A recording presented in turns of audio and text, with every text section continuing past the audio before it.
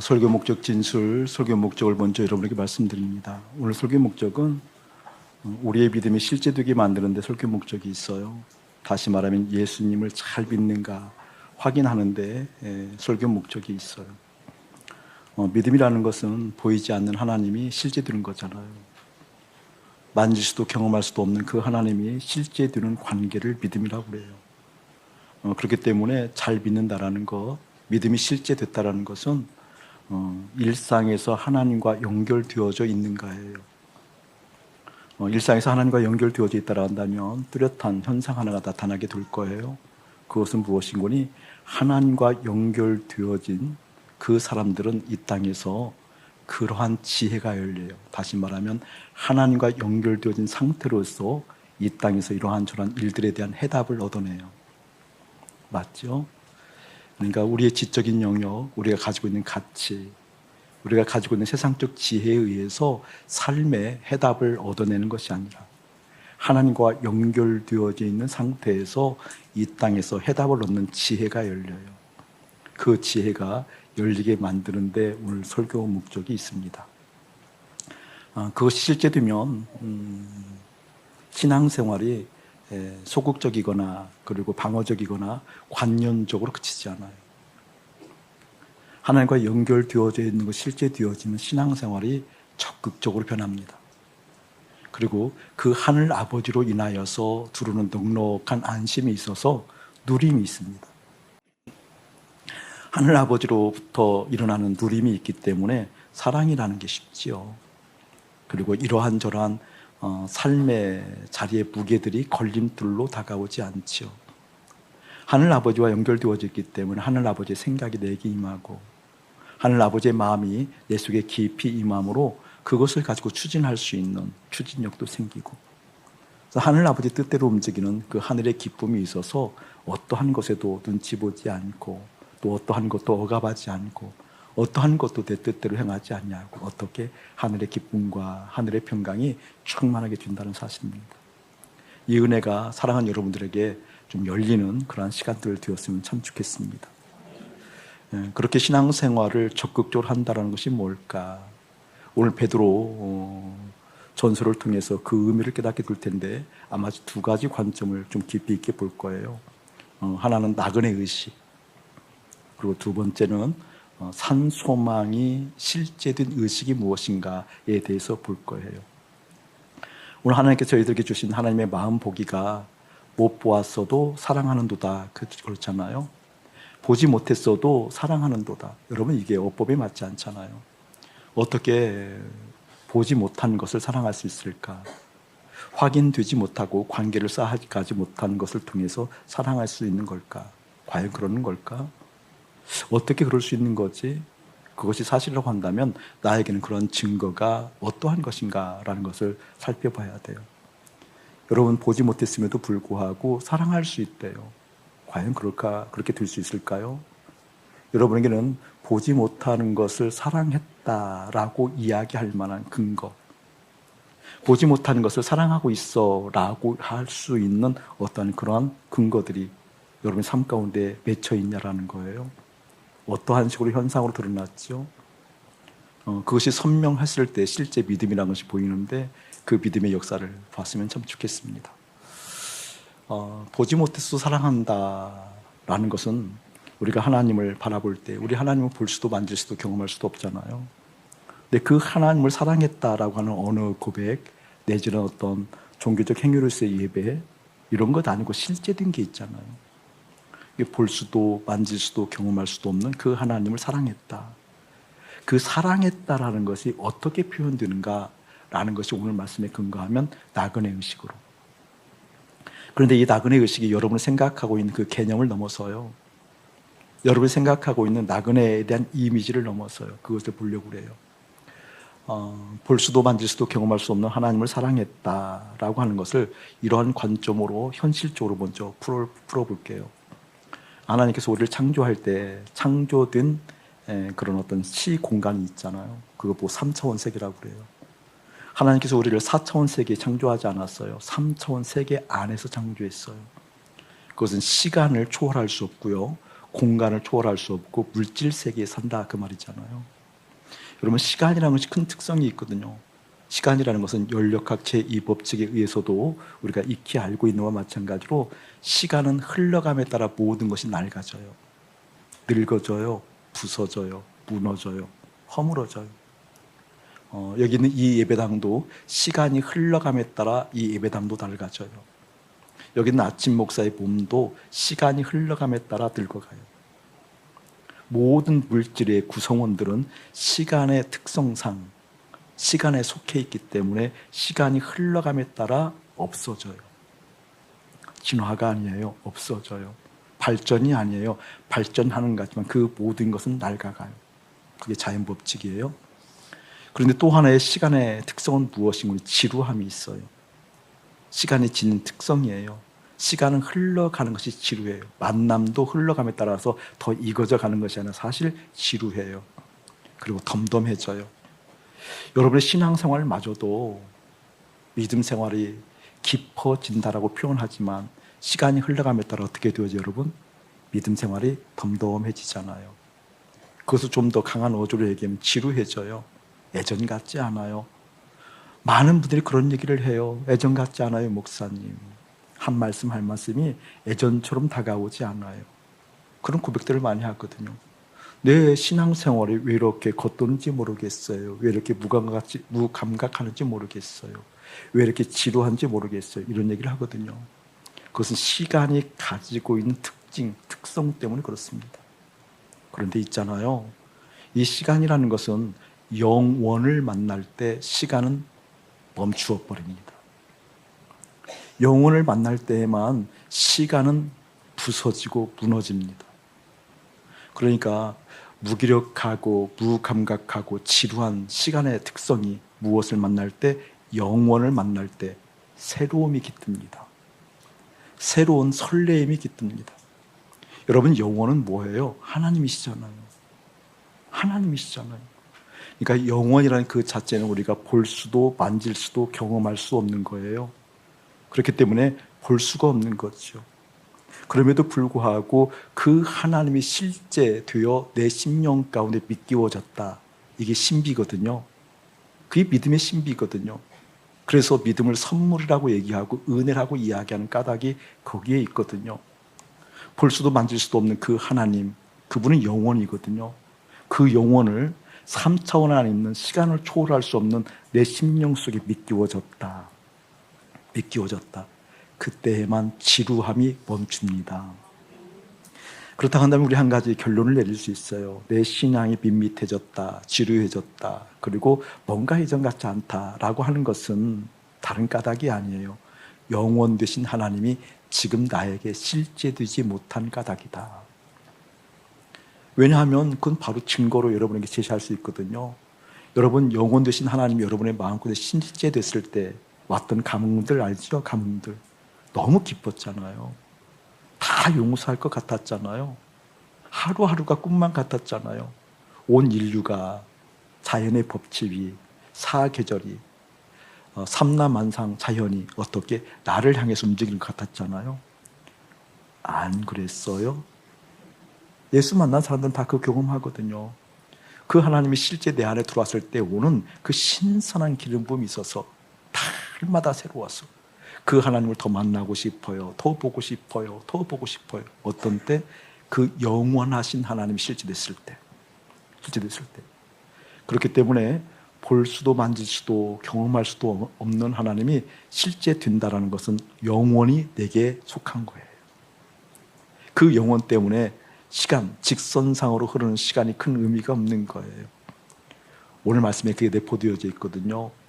보지 못했음에도 불구하고 어떻게 사랑하는도다 라는 것은 뭐예요? 영원하신 하나님이 실제됐다라는 겁니다. 그 영원하신 하나님이 실제되면 어떤 은혜가 있죠? 여러분 나를 창조하신 하나님 믿죠?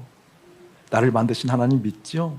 그래서 때로는 우리가 믿음을 발휘할 때, 믿음을 쓸 때 그런 얘기 많이 하잖아요. 하나님 나를 창조했어. 하나님 나를 조성했어. 그러니까 내 삶에서 이러한 저러한 부딪힘과 염려와 근심이 있을 때에도 그것에 대해서 속한 나를 내가 용납할 수 없어. 이러한 문제와 저러한 문제, 환난이 내게 닥친다 할지라도 그것에 굴복할 수 없어. 나는 하나님의 창조물이야 라고 스스로 신념화시키는 믿음도 있죠. 이 고요함.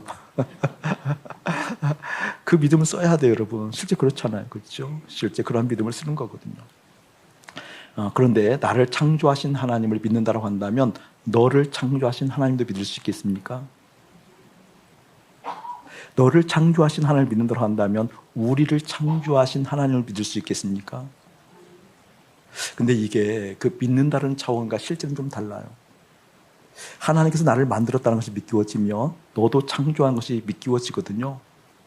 그러면 하나님께서 창조했다라는 것이 믿기워지면 내가 함부로 할 수 있나요? 없나요? 절대 함부로 할 수 없죠. 비판, 판단 가능한가요? 아니요. 그러니까 하나님께서 창조했다는 그 창조성이 나를 창조했다라고 믿는 것과 마찬가지로 믿기워지지 않았다라는 거거든요. 그러니까 하나님께서 나를 창조했다. 그 창조한 하나님의 손끝이 너를 향하고 있다라는 것이 느껴졌을 때 그때 비로소 신앙 윤리라는 것이 생겨요. 우리가 말하는 도덕을 넘어선 신앙 윤리. 신앙 윤리는 뭐예요? 하나님 앞에 살아가는 내 모습이잖아요. 여러분, 신앙 윤리라는 것은 우리가 이야기하는 도덕을 넘어서요. 그것은 뭐예요? 하나님의 자녀된 다움을 추구하며 살아요. 다움. 내가 하나님의 자녀인데 언제까지 하나님의 마음을 속상하게 할 거야? 내가 하나님의 자녀인데 언제까지 하나님의 마음을 아프게 할 거야? 내가 하나님의 자녀인데 어떻게 너를 향한 내 마음이 이럴 수 있어? 라고 그 다움이 어떻게 신앙 윤리로 자리 잡게 되어지고 나를 고추 세우게 만드는 원동력이 되어져요. 다르게 표현해 볼까요? 우리가 탕자 이야기를 할 때 탕자가 아버지께 돌아와서 아버지가 너무나 기뻐했어요. 그런데 꼭 아셔야 돼요. 탕자가 아버지께 돌아온 것은 더 이상 갈 곳이 없어서 온 거예요. 꼭 기억하셔야 돼요. 아버지가 기뻐했던 것은 탕자가 잘해서 기뻐한 게 아니에요. 맞죠, 여러분? 탕자가 돌아온 상태, 귀한고 놀라운고가 아버지로서는 잃어버린 아들을 찾았기 때문에 그 벅찬 감흥이 있지만 믿음의 사람들에게 있어서는 뭐가 있어야 되는 거니? 신앙 윤리, 다시 말하면 다움이 있어야 돼요. 하나님의 자녀다움. 그러니까 탕자 둘째 아들의 돌아옴이 문제가 아니에요. 나는 하나님 아버지, 그 아버지의 마음을 아프게 한 나는 안 된다. 더 이상 이럴 수 없다. 하나님을 기쁘게 하는, 아버지를 기쁘게 하는 아버지 앞에서 철든 자식으로 아버지의 마음을 알아들고 아버지의 마음을 노래할 수 있는 그 철든 기특한 자녀로, 그 근사한 자녀로 서야겠다라고 하는 그 다움. 그 다움이 오늘 말씀에 의하면 두 가지 의식으로 나타난다는 거예요. 첫 번째 어떤 의식으로 나타나게 되어지는 거니? 나그네 의식으로. 그걸 좀 더 깊이 볼 거예요. 두 번째는 무엇이요? 산소망이 실제된 의식으로 나타난다는 거예요. 먼저 오늘 베드로 전서를 보기 때문에 이 베드로 전서를 좀 배경을 살펴보면 보통 베드로 전서를 기록된 시기를 학자들이 얘기할 때 64년 AD 64년 7월경, 이 7월에서 약간 좀 벗어난 그런 시기로 보통 학자들이 봐요. 왜냐하면 AD 64년 7월경이 역사적으로 보면 네로 황제의 극심한 핍박이 시작되는 시점이기 때문에 그래요. 극심한 핍박이 시작되는 시점. 네로 황제가 극심한 핍박이 지금 크리스찬들에게 임하는 거잖아요. 그러니까 베드로 전서에서 이야기하고 있는 내용은 무엇이고니 고난이 올 때 인내하라는 그런 주제예요. 근데 그냥 인내가 아니란다. 참고 버티는 것이 아니란다. 그 인내라는 것은 반드시 두 가지 의식이 있을 때 된단다. 계속해서 얘기하고 있죠. 첫 번째 의식이 뭐라고요? 나그네 의식. 두 번째가 뭐라고요? 산소망이 실제된 의식이 있을 때 된단다. 라고 얘기하는 거거든요. 거기는 깊은 의미가 담겼기 때문에 그래요. 64년경에서부터 크리스찬을 향한 핍박들이 약 250년간 지속돼요. 313년 그 로마가 공식적으로 기독교를 말하자면 전체 국교로 선포하기 전까지 약 250년 동안 지독한 핍박이 시작되거든요. 이런 사람들이 보통 그 지속된 핍박에 임하게 되어지면 그 인격도 피폐화되어지지만 삶의 자리에서 꿈꿀 수 없어요. 비전을 품을 수가 없죠. 꿈을 꿀 수가 없잖아요. 우리 일제 36년 경험해봤지만 36년 동안 일제 압박 가운데 있을 때 해도 결코 대한민국 사람들은 주류 세력에 편입할 수가 없어요. 그렇죠? 친일파나 주류 세력에 편입할 수 있지 일반 국민들은 아무리 뛰어나도 아무리 큰 뜻을 가지고 있어도 아무리 큰 능력을 품고 있어도 오히려 위험한 인물이 되어지지 주류 세력에 들어갈 수 있는 형편은 되지 못하거든요. 근데 이때 오는 인간적인 좌절이 있어요. 이때 오는 인격적 좌절이 있다고요. 이렇게 좌절이 올 때에는 최선의, 다시 말하면 주류 세력에 편입하지 못하니까 자선을 향한 마음들이 있잖아요. 근데 지금 베드로 전서에서 이야기하고 있는 핍박의 시간이 막 250년 좀 칙칙드는 좀 네로 황제의 극심한 핍박이 있는 이런 상태가 되니까 이렇게 살아가는 삶의 형편의 자리에서는 주류 세력으로 들어갈 수 없으니까 어떻게 하늘의 뜻을 두어서 차선책이라도 하나님께 마음을 둔다. 그런 의미로서의 나그네 의식, 그런 뜻이 아니에요. 삶에서는 어떻게 해볼 수 없습니까? 삶에서는 실력도 부족하고 능력도 부족하고 뜻을 펼칠 수 없는 상황이 사실이니까. 그래서 내 마음은 어때? 갈두가 없어서 차선책으로 하늘을 바라보고 하늘에 대한 산수망을 가지고 그런 의미가 아니에요. 그러니까 오늘 말씀을 통해서 나그네 의식이라는 것이 최선이라는 것이 최선책이라는 것이 최상의 의식이라는 것이 좀 보여줬으면 참 좋겠습니다. 우리 한번 읽어볼까요? 1절과 2절 시작. 예수 그리스도의 사도 베드로는 본도, 갈라디아, 갑바도기아, 아시아와 비두니아에 흩어진 나그네 곧 하나님 아버지의 미리 아심을 따라 성령이 거룩하게 하심으로 순종함과 예수 그리스도의 피 뿌림을 얻기 위하여 택하심을 받은 자들에게 편지하노니 은혜와 평강이 너희에게 더욱 많을지어다. 아멘. 흩어진 나그네 네모쳐 놓으세요. 중요 표시해 놓고요. 흩어진 나그네 굉장히 중요해요. 1절에 나와 있는 각 지명은 오늘날로 이야기하면 소아시아, 다시 말하면 터키, 튀르키예라고 그러죠. 튀르키예. 오늘날로 얘기하면 튀르키예, 터키 지방이에요. 터키 지방에 하나님의 사람들이 흩어져 있었는데 그 흩어진 사람들을 뭐라고 표현하고 나그네로 표현하고 있고 그 나그네가 2절 보면 곧이라고 얘기하면서 삼위일체 하나님 안에 있는 사람들 이렇게 의미하고 있는 거잖아요.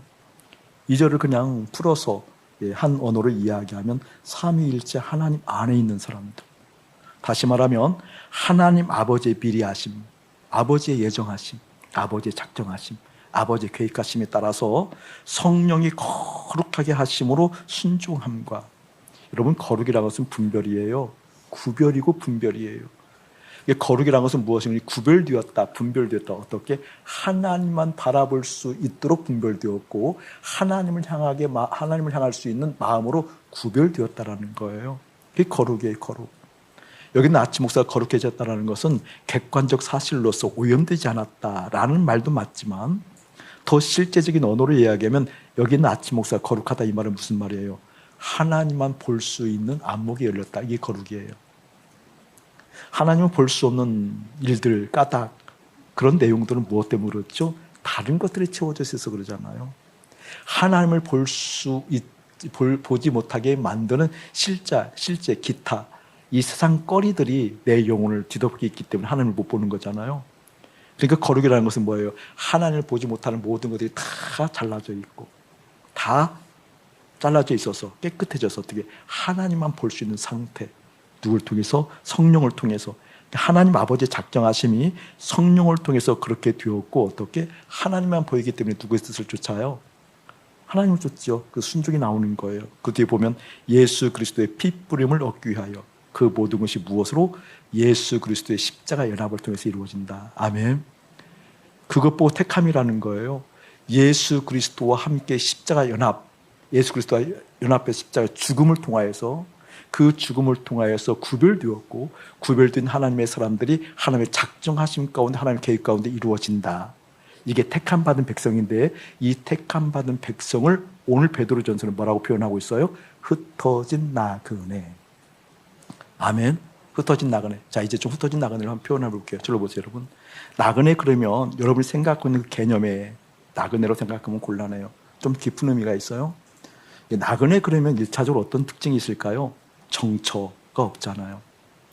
머물 곳이 없는 거예요. 정착할 곳이 없는 게 나그네잖아요. 그렇죠? 여러분, 정착할 것이 없다는 걸 나그네라는 개념을 많은 믿음의 사람들이 오해하는 것 중에 무엇이니 거지의 행색을 생각하면 안 돼요. 주류에 들어갈 수 없는 비주류의 상태.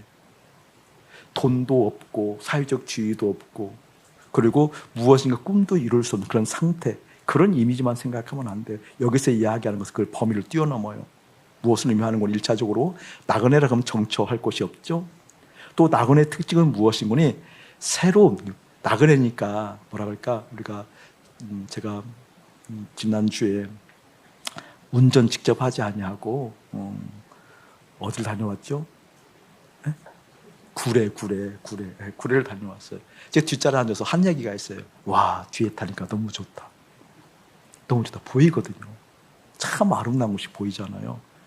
집들도 다양하고 나무도 다양하고 막 지나가지만 너무 좋아요. 너무 좋아요. 나그네가 그런 거잖아요. 그렇죠? 좋아도 멈추지 않아요. 머물지 않아요. 가는 거잖아요. 새로운 것을 만나는 그 새로움을 의미하는 게 나그네가 아니에요. 나그네의 특징은 뭔지 아세요, 여러분? 낯설음이에요. 새로움이 아니에요. 나그네는 낯설음이에요. 그 낯섦이 있어요. 낯섦이 있는 거죠. 그렇죠? 나그네는. 낯섦이 있다는 것은 무엇을 의미하는 거니? 하나님의 사람들이 나그네, 택함 받은 자들이 나그네라고 이야기하는 것은 정말 핍박이 가장 심한 시기였기 때문에 도피처로서 하나님과 연결되어 있다 그 뜻이 아니에요. 핍박이 너무 심하니까 주를 새로 편입할 수 없으니까 그것을 피하여서 어떻게 하나님께 간다는 개념이 아니고요. 나그네 의식이라는 것은 세상이 낯설은 거예요. 아멘. 세상이 낯설은 거예요. 세상. 왜 세상이 낯선 것인가는 좀 이따 얘기하겠지만 세상이 낯설다라는 것은 누가 친숙하고 익숙하고 친밀하다는 거예요? 하나님. 나그네 의식의 핵심 거기에 있다는 거예요. 택한 자들이야 삼위일체 하나님 안에 있어. 하나님의 작정하심 예비 가운데 예정 가운데 있어. 그 사람들은 성령의 거룩함이 있어. 그 사람들은 예수의 핏뿌림으로 예수님의 십자가의 죽음으로 이루어서 택한 사람들이야. 이 택한 사람들은 나그네야 라고 하는 것은 그 나그네 의식이 뭐라고요? 그러한 사람들, 택한 사람들은 다른 것이 아니라 세상을 낯설어 한다. 그리고 무엇이다? 하늘이 낯익다. 하늘이 친밀하다. 자, 이렇게만 너무 넓은 의미에서만 이야기하면 실감하지 못하니까 세상 속에서는 여러분의 가정이 포함될까요? 안 포함될까요? 강력하게 포함되어 있죠. 여러분 지금 자녀들 떠올려 보세요. 아내, 남편 떠올려 보세요. 혹시 아내, 남편 낯설 수 있어? 자녀들 낯설지 않죠. 오히려 더 친밀하게, 더 깊이 들어가려고 하나님을 쓰잖아요. 내 믿음의 사람들은요, 주류 세력에 속했고 주류 세력에 들어갈 수 있는 길이 열렸고 세상의 중심부 가운데 있다 할지라도 그 세상이 낯선 게 택한 받은 나그네 인생이다 그 뜻이에요. 거지같이 살아라, 돈이라면 즐겁을 해라 그 뜻이 아니라니까요. 돈이 있어도 그 속한 세상이 낯설고 누가 낯익다? 하나님이 낯익다. 하나님이 낯익는 인생, 그 인생이 어떻게 곤고와 아픔과 시련과 극심한 혼란이 온다 할지라도 어떻게 거기 아랑곳하지 않고 하나님을 바라볼 수 있는 이 나그네 의식, 이 나그네 의식이 여러분에게 깊이 자리 잡기를 주의 이름으로 축복합니다. 말씀을 이어가면서 더 할게요. 우리 3절 3절만 한번 읽어볼까요? 3절 시작. 우리 주 예수 그리스도의 아버지 하나님을 찬송하리로다. 그의 많으신 긍휼대로 예수 그리스도를 죽은 자 가운데에서 부활하게 하심으로 말미암아 우리를 거듭나게 하사 산소망이 있게 하시며, 산소망 네모쳐놓고 중위표시해 놓으세요. 중위표시. 우리 예수 그리스도의 아버지 하나님을 찬송한대요. 그러면서 이렇게 얘기해요. 그의 많으신 긍휼대로 아버지께서 그 긍휼하심으로 예수 그리스도를 죽은 자 가운데서 부활하게 하셨대요. 지난주와 좀 비슷하죠? 하나님 아버지께서 아들 예수를 죽음에서 부활케 하셨어요. 아들 예수를 부활케 하신 그 하나님께서 어떻게 우리를 거듭나게 했어요. 아멘. 거듭남이 뭐예요? 다시 사는 거잖아요. 예수님의 죽음이, 그리고 그 죽음으로부터 부활하심이 우리에게도 부활함의 약속이 된다, 그 뜻이에요. 우리도 부활됨의 약속이 된다, 그 뜻이에요. 아멘. 그걸 거듭남으로 표현하고 있잖아요. 그렇죠? 그래서 뒤에 뭐라고 그랬어요? 그 거듭남이 산 소망을 있게 한다. 살아있는 소망이라는 것은 무엇을 의미해요, 여러분? 거듭남이 없으면 안 된다, 그 뜻이에요. 거듭남이 없으면 안 된다, 그 뜻이에요. 그러니까 실제 거듭남, 아들 예수를 살리신 아버지의 그 권능이, 그래서 그 아들 예수가 부활하신 그 부활이 나에게 실제 됐을 때면 어떻게 살아있는 소망이 실제된다, 그 뜻이에요. 아멘. 그걸 좀 더 풀어볼게요. 저를 한번 보실래요, 여러분? 하나님께서 우리를 어디에 만드셨다고요? 삼천 공간 안에 우리를 만드셨어요. 시간과 공간의 구속함을 받아요. 우리는 물질 세계에 산다는 것은 무엇을 의미하는 거니? 시간과 공간을 초월할 수 없는 까닭이 무엇인 거니? 육신을 입고 있기 때문에 그렇죠. 그렇죠? 마음은 시간과 환경을 초월하지만 내 육체는 시간과 환경을 초월하지 못해요. 육체가 있기 때문에 육체가 지향하고 강력하게 추구하고 있는 감각이 있어요. 어떤 감각이 여러분? 보고, 듣고, 만지고 하는 오감각이 있잖아요. 오감각. 그렇죠? 5가지 감각이 있잖아요. 우리가 육체가 있기 때문에 이 5가지 감각을 통해서 세상을 보아요. 여러분, 이 5가지 감각이 오히려 하나님을 못 보게 만든다니까요. 이 꽃을 봤어요. 꽃을 보면 내가 눈으로 본 거잖아요. 눈으로 본 이 꽃이 어떻게 이미지화 되어져서 어디에? 내 생각과 내 마음에 깊이 들어와요. 육이 있다는 것은 이 5가지 감각, 보고, 듣고, 느끼고, 냄새 맡고, 하는 이런 촉감을 통해서 어떻게 세상을 다 보거든요. 이것은 모든 것을 다 그것에 의해서 규정해요. 내가 본 것, 내가 들은 것, 내가 만진 것. 그렇죠, 여러분? 그렇기 때문에 오히려 하늘의 빛을 못 봐요, 이 오감각은. 이 5가지 요소는 하늘 아버지의 빛을, 하늘 아버지의 영광을, 하늘 아버지의 생각을 볼 수도 만질 수도 경험할 수도 없죠. 그래서 어떻게 다시 태어나야만 그걸 볼 수 있다, 그 뜻이에요. 아멘. 그러니까 우리가 육이 살아있을 때는, 육체를 입고 있을 때는 이 5 감각의 영역이 기쁜 것을 행복이라고 얘기해요. 이 5가지 영역이 만족한 상태를 성공이라고 얘기를 해요. 무엇이 안 보여서 그래요? 볼 수도 만질 수도 경험할 수 없는 하나님을 볼 수 없어서. 그래서 그 하나님을 볼 수 있는 상황이 어떤 상황이에요? 거듭남. 아버지께서 아들 예수를 부활하게 한 것처럼 아들을 거듭나게 했을 때 그걸 알 수 있다는 거죠. 아멘. 그러면 그 아들을 부활하게 하신 그 하나님 아버지께서 우리를 거듭나게 하면 한 소망이 있다. 그래서 한 소망. 하나의 소망. 살아있는 소망. 하나의 소망. 살아있는 소망이 소망. 이 소망이라는 것이 뭐라고요? 그러니까 조금 전에 기도할 때도 목사님 얘기했어요. 소망은 뭐예요? 내 마음이 정착한 것이 소망이잖아요. 내가 예를 들면 변호사가 되고 싶어. 그러면 변호사가 되고 싶어. 거기에 내 마음이 정착해 있어요. 딱 거기에 닷을 내리고 그것에 향해서 정진해 나가는 거잖아요. 이 소망이라는 건 뭐예요? 내 마음이 실제 닷을 내린 곳이 소망이에요. 맞습니까? 맞습니까? 그러니까 하나님을 향해서 내 마음이 하나님에게 닷을 내려져 있고 내 마음이 하나님께 정착해 있다는 것은 무엇을 의미해요? 볼 수도 만질 수도 경험할 수도 없는데. 그래서 거듭나야 돼요. 그래서 거듭났을 때 해막이 실제 되어져요. 우리가 왜 하나님을 실감할 수 없는가? 왜 믿음이 덤덤하다라고 얘기하는가? 왜 믿음이 지루하다라고 얘기하고 시간이 지나감에 따라 믿음이 발전하자고 왜 이렇게 믿음이 자꾸 떨어진다고 얘기하는가? 그건 시간의 속성인데 그 시간의 속성을 거슬러 올라갈 수 있는 영원, 그 영원하신 하나님이 실제되지 못한 까닭이다. 그 영원하신 하나님이 실제된 까닭으로 되려고 하면 무엇이 있어야 된다? 거듭남이 있어야 된다. 아멘.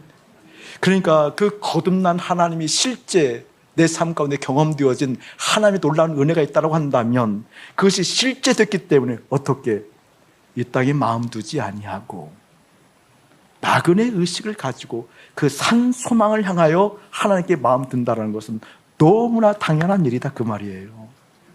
자선책이 아니라, 할 수 없어서가 아니라, 핍박과 고통과 아픔이 있기 때문에 어쩔 수 없이 내 마음을 하나님께 드리는 것이 아니라, 이게 바로 최상이었고 이게 바로 최선이었다 그 뜻이에요. 그 최선의 영광이 여러분에게 열려지기를 주의 이름으로 축복합니다. 우리 10절 11절 한번 읽어봅시다. 시작. 이 구원에 대하여는 너희에게 임한 은혜를 애원하던 선지자들이 연구하고 부지런히 살펴서 자기 속에 계신 그리스도의 영이 그 받으실 고난과 후에 받으실 영광을 미리 증언하여 누구를 또는 어떠한 때를 지시하였는지 상고하니라. 아멘. 구약의 선지자들이기 때문에 로마의 속박을 받을 것을 자세히 알지는 못했죠. 그렇죠? 그럼에도 불구하고 구약의 선지자들이 깊이 연구하고 부지런히 살폈대요. 뭘 살핀 거예요? 그리스도의 영이 말씀하여 우리 가운데 계시한 것이 무엇이었는지 받으실 고난, 다시 말하면 예수 그리스도께서 받으실 고난과 후에 받으실 영광을 성령이 미리 증언하여 알고 있었대요. 이 예수 그리스도의 고난과 영광이라는 건 뭐예요, 여러분? 이게 참 이제 그 부분을 우리 소그룹에서는 이제 시간이 필요하니까 많이 목사님 한 3시간을 거쳐서 얘기하는데, 그리스도 안이라고 여러분 얘기하잖아요. 그렇죠? 그리스도 안, 예수 안. 중요한 개념이에요. 흑암의 나라에서, 흑암의 권사에서 그의 아들의 나라로 옮겼다. 안이라는 것은 밖과 구별되는 거예요. 장소적 개념이에요. 공간의 개념이다 그 말이에요. 그리스도 안에 있는 자들에게 결코 정죄함이 없다 그래요. 그리스도 안이라는 공간에 있기 때문에 정죄함이 없는 것이지, 내가 고백으로 그리스도 안에 있습니다, 이 고백이 정죄함이 없는 게 아니에요. 그리스도 안이라는 영역 안에 있을 때 그 고백에 상관없이 뭐예요, 여러분? 나는 정죄함 받지 않는 거거든요. 아멘. 아멘. 그러면 그 그리스도 안이 뭐냐고, 그리스도 안이. 그 그리스도 안이 다른 것이 아니라 뭐예요? 실제 우리가 이 땅에 예수님께서 오셔서 어린 시절을 겪고 공생의 기간을 겪게 되어지면서 십자가에서 죽으셨을 때 누구와 연합해요? 우리와 예수님이. 우리가 어디에서 예수님과 연합할 수 있어요? 십자가. 위두유 공생이 같이 사는 것 말고 인유 연합할 수 있는 것, 한 몸 될 수 있는 것은 어디예요, 여러분? 크게 어디예요? 십자가. 한 몸이 됐기 때문에 함께 부활하고 함께 뭐 하는 거예요? 승천하는 거라니까. 아멘. 한 몸이 안 되면 우리 예수님과 함께 부활하고 함께 승천하지 못한다니까요. 그래서 십자가가 복음인 거예요. 그래서 아멘. 이 그리스도의 고난과 그리스도의 영광이라는 것, 이게 바로 그리스도 안을 의미하는데, 그리스도 안은 어디다? 그리스도 함께 있는 그 영역이 어디다? 그리스도 함께 연합하여 있는 곳이라니까요. 그래서 십자가의 죽음에서부터 승천에 이르기까지가 그리스도 안이에요. 내가 예수 믿어요 이게 아니라, 실제 내가 그리스도 연합한 그 죽음과 부활과 승천이 있어서 아버지에게 가 있는 그 공간에 있을 때 나는 어떻게 되어져요? 정죄함 받지 않아요. 아멘. 이것을 구약의 선지자들이 깊이 묵상했다라는 거예요. 상고했다라는 거예요. 그 이야기는 무엇인 거니? 이 십자가의 죽음과 부활과 승천하심이 간단한 문제가 아니다 그 말이에요. 대충 믿음으로 고백할 상황이 아니다 그 뜻이에요. 십자가의 그 죽음과 부활과 승천이 실제 됐을 때면 어떻게? 살아있는 소망. 실제 됐기 때문에 거듭나는 거잖아요. 실제 되게 다시 사는 거잖아요. 그때 비로소 살아있는 소망으로 하나님만 볼 수 있는 이것을 구약의 선지자들이 깊이 봤다 그 말이에요. 너무 부러워하는 상황이다 그 말이에요. 무엇이? 이 십자가가. 아멘. 이 십자가가 실제 된, 구약의 선지자들이 그렇게 부러워했던 그 십자가 실제 됐을 때 어떻게? 나그네 의식을 가지고 세상에 대해서는 낯설어 하면서 하나님에 대해서는 너무나 낯익어하는 그 모습이 너무 부러웠다 그 뜻이에요. 그래서 다른 형편으로 얘기하면 이런 거예요. 12절 한번 읽어보세요. 시작. 이 섬긴 바가 자기를 위한 것이 아니요 너희를 위한 것임이 계시로 알게 되었으니 이것은 하늘로부터 보내신 성령을 힘입어 복음을 전하는 자들로 이제 너희에게 알린 것이요 천사들도 살펴보기를 원하는 것이다. 천사들도 이걸 부러워한다 그 뜻이에요. 이 말이에요. 원어로 보면 천사들도 부러워해요. 뭘 부러워한다는 거예요, 여러분? 천사들은요, 육의 개념이 없잖아요. 이런 육의 개념이라는 것이 뭐예요? 하나님을 사랑할 수 있는 조건이라니까요. 무슨 말인지 모르죠? 천사들 사랑하지 않냐? 사랑해요. 그런데 그 사랑이라는 것이 뭐예요? 천사들은 정해져 있는 거예요. 그냥 사랑하도록. 선택의 여지가 없는 거예요. 그냥 사랑하도록. 찬송하도록. 그런데 우리는 하나님을 선택적으로 사랑할 수 있다는 것이 무엇을 의미하는 거니? 그의 아들의 유업을 받은 놀라운 은혜가 있어요. 다시 말하면 육이 있을 때에는 뭐예요? 오감이 있어서 오감을 통해서 어떻게 하나님 못 본다고 그랬잖아요. 그렇죠? 오감을 통해서 하나님 못 봐, 육이 있을 때는. 근데 그 오감을 어떻게 십자가에 처리하고 내가 어떻게 하나님 아버지를 향해서 하나님만 소망할 수 있는, 그래서 하나님을 사랑할 수 있는 그 마음을 가져서 이 땅에 나그네의 의식을 살아가는 이 자체는 천사들에게는 없다니까요. 그래도 나는 천사가 좋아. 천사들에게는 그게 없는 거예요, 지금. 그래서 천사들이 부러워했다, 그 말이에요. 아멘. 이 의미가 이런 의미예요. 여기를 한번 읽어보시기 바랍니다. 4절 시작. 썩지 않고 더럽지 않고 휴하지 아니하는 유업을 잊게 하시나니 곧 너희를 위하여 하늘에 간직하신 것이라. 유업 동그라미 잊게 네모. 유업 동그라미 잊게 네모. 유업을 이어가는 거예요. 저를 보실래요, 여러분? 유업이라는 것은 자녀에게만 상속되는 거예요. 원래 개념이 유업이라는 것은 자녀에게 주는 거래요. 자녀에게. 자녀가 아니면 유업을 주지 않아요. 근데 우리가 산소망이 있는 사람들이, 택함 받아서 나그네 의식을 가지고 있는 사람들이, 그래서 이 땅에 이러한 저런 형편에 대해서 낯설어하고 하나님을 난지하는 사람들에게 무엇이 되겠다는 거예요? 자녀 되게 되는 권세를 주셨다, 그 말이에요. 아멘. 천사에게는 이게 없어요. 천사에게는 이게 없어요. 우리는 하나님의 자녀된 권세, 그 유업을 잊게 한다는 것은 뭐예요? 중요한 의미예요, 여러분.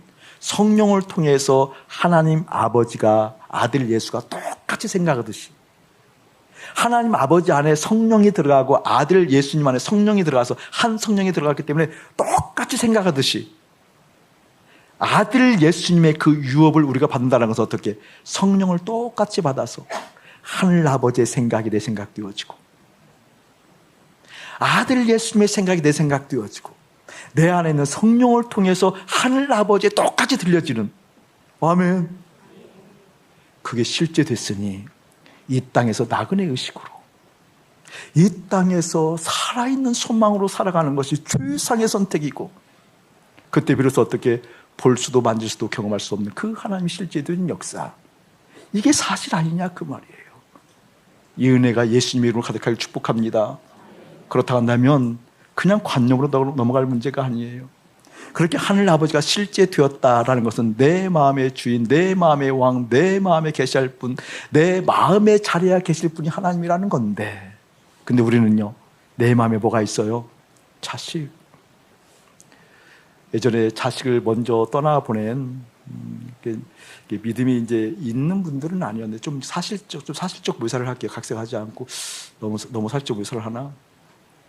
엄마 아빠가 밤에 11시에 그냥 아파트 사실적 묘사 좀 할 수밖에 없는. 그러니까 아파트 앞에 생맥주집에 술 한잔 부부가 마시러 간 거예요. 밤 11시에. 그냥 바로 아파트 그냥 생맥주집에 갔는데, 그 아이가 그때 한 4살, 5살. 일어나니까 없는 거예요, 엄마가. 근데 아이가 굉장히 똑똑했었어요. 조금 제가 과장하지 않고 거의 한 4살 정도 아이인데 한 9살 정도 지는, 우리가 보면 놀릴 정도 똑똑한 아이죠. 여자아이였는데. 근데 여자아이가 그냥 아파트 떨어져서 사고를 당했어요. 그 아파트 틈으로. 그러니까 엄마 아빠가 없다가 기다리다가 엄마 아빠가 두르는 소리를 듣고, 그 들어오는 찰나에 붕 소리 나서 보니까 아이가 떨어진 거예요. 그러니까 부모는 미치더라고요, 보니까. 그래서 보건병원에 왔는데, 그때 새벽에 이제 달려가서 그 보건병원을 탁 난리를 쳤어요. 못 견디니까. 화분 던지고. 근데 내가 살릴 수 있는 재간은 없잖아요. 나보고 살리려고 그러는데. 정말 살려주고 싶은데 하나님께서 그런 능력을 안 주시니까. 근데 이게 수십 년 가더라고요. 아픔이. 수십 년 가더라고요. 근데 그 아픔을 보니까 자녀를 먼저 떠나보낸 그 부모의 심정이 저렇게 그때 알아지더라고요. 이건 뭐 가지고 있는 믿음은 이미 뭐 탈로 나서 없어져 버렸고 치유가 안 돼요. 치유가. 하여간 제가 만난 그간에 12년 전에 마지막 만났으니까 그때가 이미 한 15년 흘렀으니까 수십 년 흘러도 치유가 안 되더라고요. 치유가. 왜 그럴까요, 여러분? 자녀가 내 마음에 살되어 있어서 그래요. 살점이 떨어져가는 것처럼 아프지요. 여러분, 돈에 대해서 애착을 가지고 있는 분들, 믿음 생활해도 돈에 대해서 애착을 가지고 있는 분들 굉장히 날카로워요. 그리고 굉장히 뭐라 그럴까 좀 참 염려가 많이 돼요. 염려가 많이 드는 측면이 있어요. 우리가 돈에 대해서 예민하지 않는 분이 없다 하지만 특별히 예민해하는 분들이 더 있거든요. 그분들은요, 돈에 대해서 민감한 정도가 그냥 민감한 게 아니에요. 왜 그럴까요? 마음에 살되어 있어서 그래요. 돈이 떨어져 나가면 살점이 떨어져 가는 것처럼 좋다고 그래요. 어떤 분들은 자녀도 괜찮고 그리고 돈도 괜찮은데 위치, 권력욕이 심한 사람들, 와, 이것도 정말 고약하더라고요. 자기 신분, 자기 자리, 자기의 존재가 무너지면 이 공격스러운 살인의 마음을 더 가요. 왜 그렇죠? 살되어 있어서 그런다니까요. 살되어 있어서. 이게 마음에 살되어 있는 거예요. 마음은 누구에게 계시하도는데 하나님에게 계시하도는데 마음에 그런 것들이 살되어 있기 때문에 어떻게 실제 하늘의 영광을 볼 수 없는 거듭남이 실제되지 못하는 거죠. 저는 사랑하는 여러분들에게 마음에 살되어 있는 것 날마다 기도하셔요. 떨어져 나가고 그 마음에 주님이 왕되기를 원한다고 꼭 기도하시길 축복합니다. 우리가 이미 소고로에서 봤지만 충격적인 것을 한번 볼게요. 마태복음 10장 한번 펴보세요. 마태복음 10장. 마태복음 10장.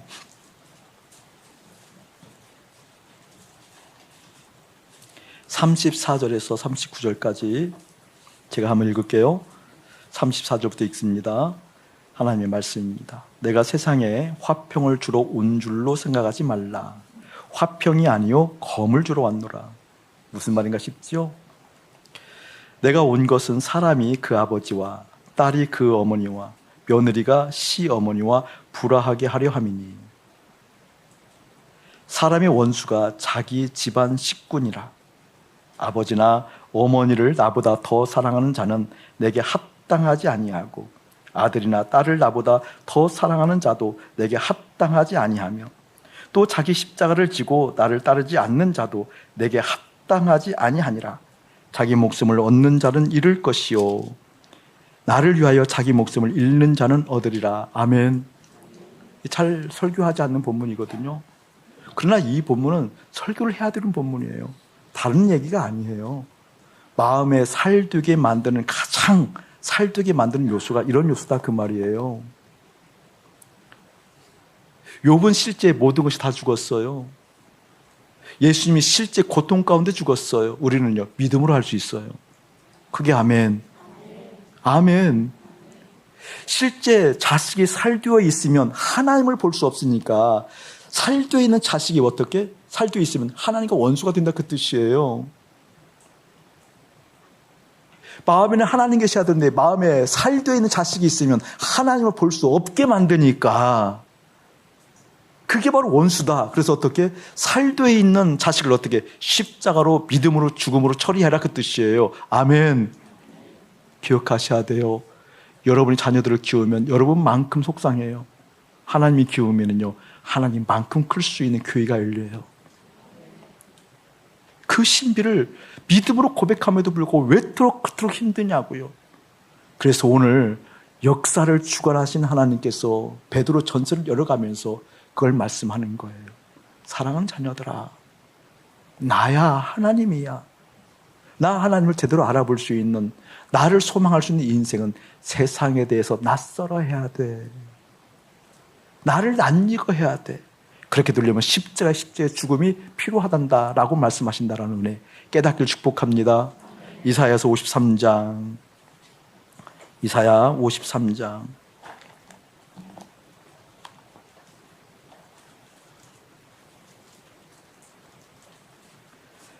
4절 5절 우리 함께 4절 5절만 읽어봅시다. 시작. 그는 실로 우리의 질고를 지고 우리의 슬픔을 당하였거늘 우리는 생각하기를 그는 징벌을 받아 하나님께 맞으며 고난을 당한다 하였노라. 그가 찔림은 우리의 허물 때문이요 그가 상함은 우리의 죄악 때문이라. 그가 징계를 받음으로 우리는 평화를 누리고 그가 채찍에 맞음으로 우리는 나음을 받았도다. 아멘. 예수님이 고통당했는데 그 고통이 어떻게 예수님과 함께 연합하여 죽었음을 통하여서 그 믿음을 통하여서 예수님의 죽음의 열매가 우리 가운데 맺히게 되는 거예요. 아멘. 근데 찔림, 허물 무슨 말이에요 여러분? 우리 허물과 죄악 때문에 그렇대요. 이게 찔렸다라는 것은, 상으로 찔렸다는 것은 뭐예요? 우리 살침이 떨어져 나간 거잖아요.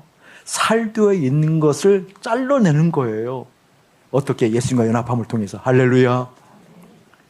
예수님이 여기 왕으로 계셔야 됩니다. 그런데 여기 자식이 있습니다. 라고 한다면 예수님과 함께 십자가의 죽음을 통해서 살되어 있는 내 자녀가 죽었습니다. 여기는 주님이 계셔야 됩니다. 그의 찔림은 우리의 허물 때문이요 그의 상함은 우리의 죄악 때문이라. 주님과 빗나간 역사들이 제대로 주님께 올인하기를 원합니다. 이게 실제 돼야 돼요. 야고보서 4장 한번 보시기 바랍니다. 야고보서 4장 야고보서 4장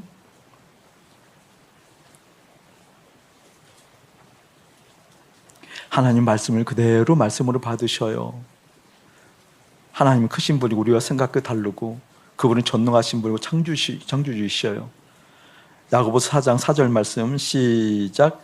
가늠한 여인들아 세상과 벗된 것이 하나님과 원수됨을 알지 못하느냐. 그런즉 누구든지 세상과 벗지되고자 하는 자는 스스로 하나님과 원수되는 것이니라. 꼭 기억하셔야 돼요. 세상과 벗된다라는 것 하나님과 원수라는 거예요. 세상과 벗됐다는 건 뭐예요? 내 마음속에 그것이 있죠. 즐겁죠. 기쁘죠. 만족함을 얻죠. 그것이 뭐예요? 간음이라는 거예요. 그래서 뭐라고 말씀하셔요? 하나님과 원수됐다고 얘기하는 거예요. 저는 하나님께서 우리를 향한 그 마음이 각자에게 열려주셨으면 참 좋겠습니다. 저희 부부가 아침마다 기도하는 건 여러분 이렇게 알고 계실 터이고 부부가 하나님 앞에 확인하는 게 있어요. 부부가 합심해서 서로를 보세요. 이 표현을 봐야 돼요. 부부가 한 마음 두고 부부가 합심해서 하나님을 섬긴다. 이건 거짓말이에요. 되지 않아요, 여러분. 부부가 합심해서 자녀를 잘 기른다. 부부가 합심해서 하나님을 섬긴다. 절대 안 돼요, 여러분. 하나님은요, 각자가 하나님과 연결하도록 되어 있어요. 아멘. 각자가. 여기는 아침 목사가 하나님과 연결되어 있고 내 뼈, 내 살이라고 칭한된 내 아내가 하나님과 연결되어 있다니까요. 그러니까 하나님과 연결되어 있는 우리가 어떻게 해요? 기뻐하고 사랑하는 것을 하나님부터 공급받는 거예요. 아멘. 그 하나님께서는 착오 없이 1.1획 빈틈없이 그 하나님의 마음을 부부 가운데 부어주시고 그 마음을 우리 가정 가운데 부어주시고 사랑하는 교회 가운데 부어주신 걸 믿기를 축복합니다. 우리가 합력하여 선을 이룬다는 것이 우리가 합심의 그 말이 아니에요. 합력하여 선을 이룬다. 뭐예요? 선이 뭐예요, 여러분? 하나님 보시기에 좋은 것. 가장 하나님께서 보기 좋은 것이 어디라고요? 예수님께서 십자가 죽으신 그곳. 가장 관심 있는 것이니까 거기서 예수님과 연합한 것이 선이에요. 아멘. 이 실제의 복음이 실제의 믿음이 여러분 가운데 들어왔어. 그 하나님과 오늘 함께 연합함으로 말미암아 예 주님이라고 살아있는 소망이 넉넉하게 여러분의 삶의 자리를 살리는 영광 예수의 이름으로 볼지어다. 독수리 날개쳐 올라갈 때 행동이 절대 먼저 아니에요. 여호와를 앙망하는 자가 새 힘을 얻으리니 독수리 날개치며 올라감 같을 것이요. 이렇게 얘기해요. 행동이 아니에요. 원함이 먼저예요. 주님의 사람으로 반듯하게 서야지 행동이 먼저가 아니에요. 내 마음에 살되어 있는 것들을 다 잘 내려놓는 것이 먼저예요. 내 마음에 주님이 왕되어야 됩니다. 그러면 어떤 신비가 일어난 줄 아세요? 하나님께서 여러분에게 행동할 의지와 힘, 새 힘을 공급하셔요. 아멘. 찬송하는데 말머리에 하나님께서 저에게 마음 주셔요. 9월 20일경에 복음 집회를 다시 한번 할게요. 소그룹에서 안 들으신 분들은 다 신청하셔서, 그리고 개인적으로 한 4번씩 들으셔요. 한 3시간 정도 주일날 강의를 할 거예요. 다음 주에 공고가 나오면 신청들 하셔서 한꺼번에 다 할 수가 없으니까 한 40명, 50명에서 자르게 들 거예요. 복음 강의를 할 테니까 새로 오신 분들, 안 들으신 분들은 조각난 복음 말고 연결되어진 하나의 복음 속에서 예수님이 이런 분이시구나, 하나님 아버지가 이런 마음을 가지고 계셨구나, 성령께서 이런 일을 하시는구나, 그것을 받든 하나님의 사람들이 이 땅에서 이러한 모양새로 살아가는 거구나, 그 모양새가 이러한 마음가짐이 있는 거구나 라는 것을 볼 수 있는 것을 9월 20일경 이후에, 추석 이후에 바로 할 테니까 다음 주에 광고 나가면 꼭 신청하시기 바랍니다. 오늘 참석하신 모든 분들에게는 교회를 드리도록 하겠습니다. 아직 등록하지 않으신 분들에도 오늘만 참석하신 분들, 오늘 말씀과 연관되어서 그러는 거예요. 그분들에게는 교회를 드리도록 하겠습니다. 날마다 예수의 이름으로 승리하기를 주님 축복합니다.